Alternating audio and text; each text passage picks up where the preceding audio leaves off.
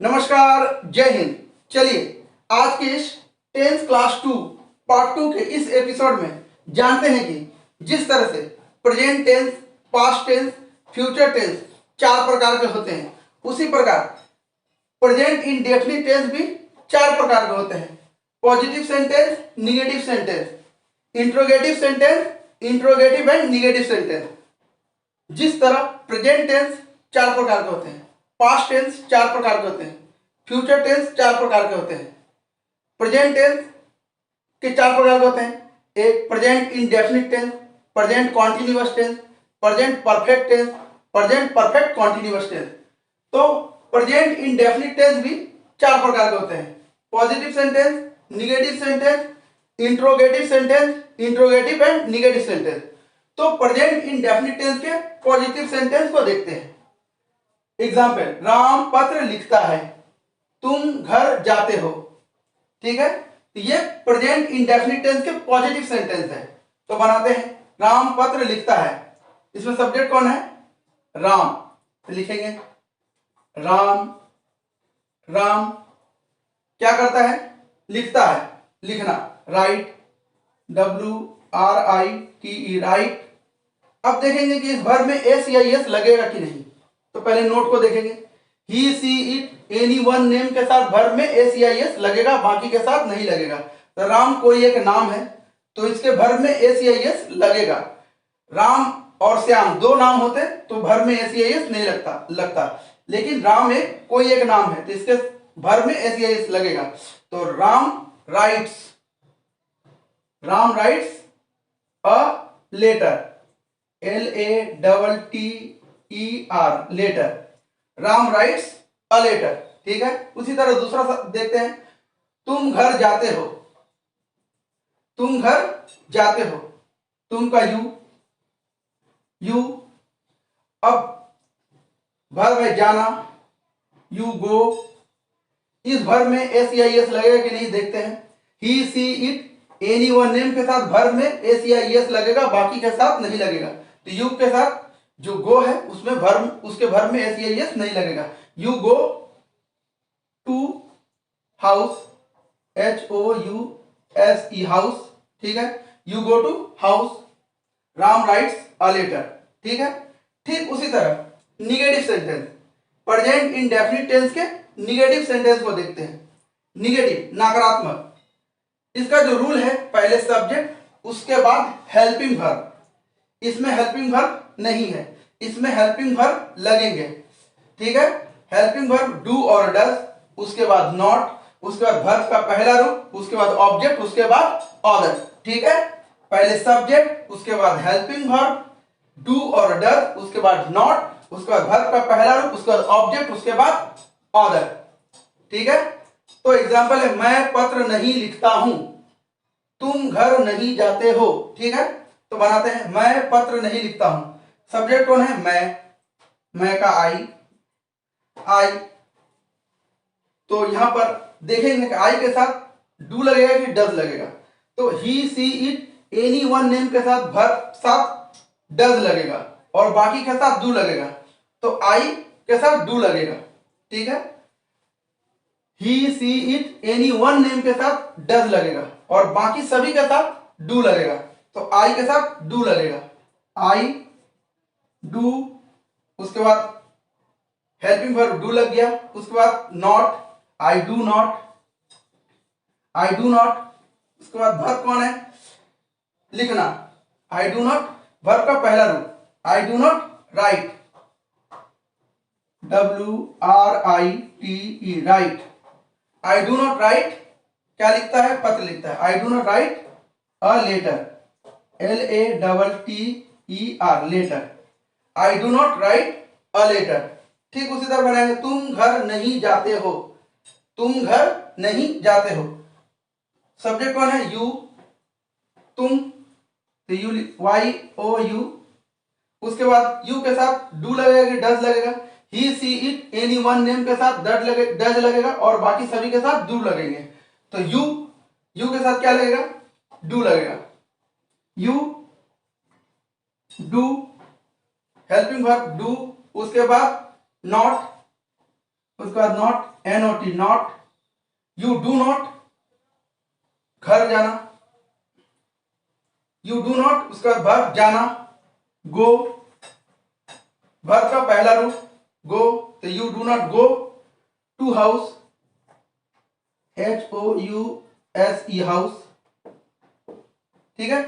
तो मैं पत्र नहीं लिखता हूं, I do not write a letter, तुम घर नहीं जाते हो, you do not go to house, ठीक है। अगला देखते हैं।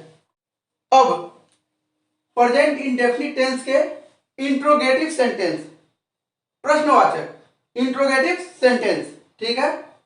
इसका नियम है पहले WH वर्ड, जैसे कहां, कब, कैसे, ये सभी WH वर्ड है, ठीक है। पहले WH वर्ड, उसके बाद हेल्पिंग वर्ब डू और डज, उसके बाद सब्जेक्ट, उसके बाद वर्ब का पहला रूप, उसके बाद ऑब्जेक्ट, उसके बाद अदर, ठीक है। तो WH वर्ड जैसे कब, कहां, कैसे, ठीक है, इस तरह के वर्ड को WH वर्ड कहते हैं। तो पहले WH वर्ड, उसके बाद हेल्पिंग वर्ब डू और डज लगेगा, वो देखेंगे कि सब्जेक्ट के अनुसार हम अपना डू और डज लगाएंगे, उसके बाद वर्ब का पहला रूप, उसके बाद ऑब्जेक्ट, उसके बाद अदर। तो तुम कब घर जाते हो, ठीक है, तुम कहां पढ़ते हो, चलिए बनाते हैं। तो इसमें पहले WH वर्ड कौन सा है, कब, व्हेन,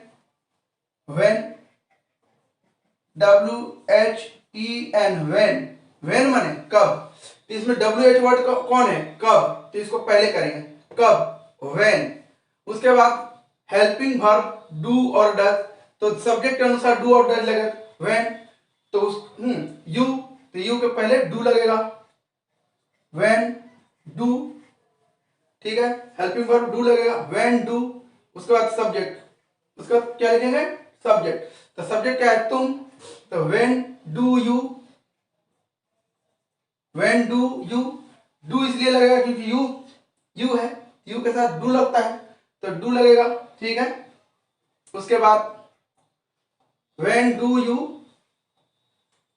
गो, वर्ब का पहला रूप गो, तो व्हेन डू यू गो, उसके बाद कहां जाता है भैया, घर जाता है, when do you go to house, HOUSE house, तो when do you go to house, ठीक है। उसी तरह तुम कहां पढ़ते हो, कहां, वेयर, WH वर्ड कौन है, कहां, वेयर, WH वर्ड वेयर,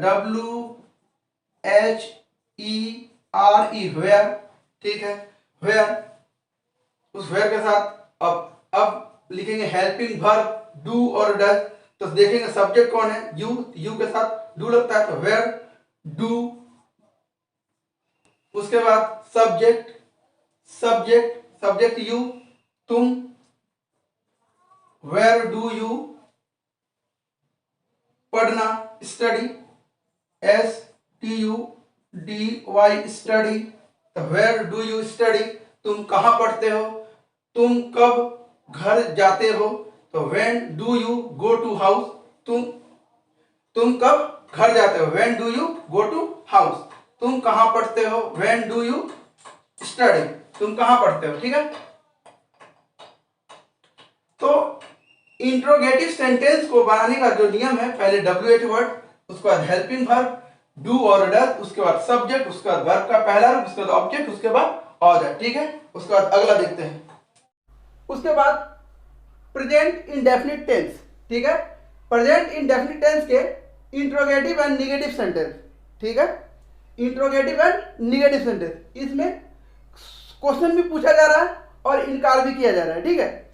जिसके इसके एग्जाम्पल है, तुम क्यों नहीं आम खाते हो, वे लोग क्यों नहीं किताब पढ़ते हैं, इसमें क्यों इंट्रोगेटिव है, नहीं निगेटिव है, ठीक है। तो तुम क्यों नहीं आम खाते हो, वे लोग क्यों नहीं किताब पढ़ते हैं, ठीक है।